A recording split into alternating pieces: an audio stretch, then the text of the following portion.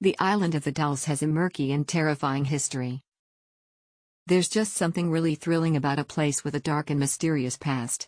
Take La Isla de los Muñecos, for example.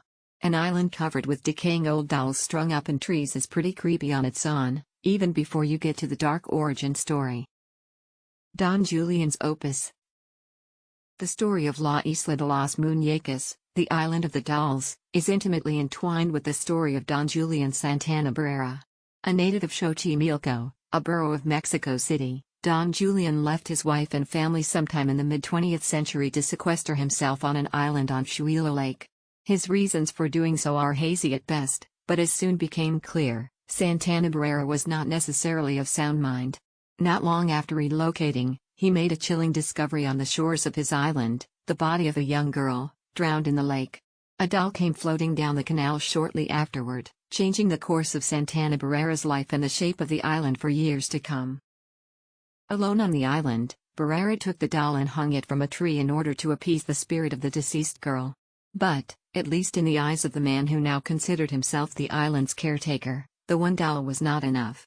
For the next 50 years, Santana Barrera would scrounge dolls from the trash and from the canals, and hang them from the island's many trees. Some he'd hang whole, others in various states of disrepair, headless, torso-less, or taken apart in other ways.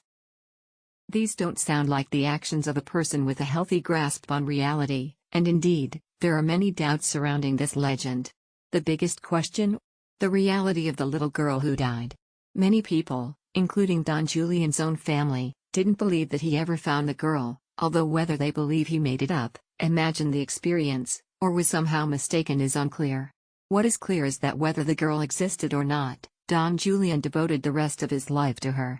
And perhaps creepiest of all, even the end of his life had clear ties to the story of the drowned child. Death of a doll collector. In 2001, Don Julian Santana Barrera passed away. His body was discovered, you guessed it, drowned in the canal, in the exact place he always said he'd seen the little girl. In response, tourists began flocking to the island to pay tribute. They brought dolls of their own, and to this day people honor both Santana Barrera and the girl, whether she was real or not, by hanging up dolls in tribute. You can do so too. Many ferries stop here, making it a macabre must-see on any tour of these ancient Aztec canals.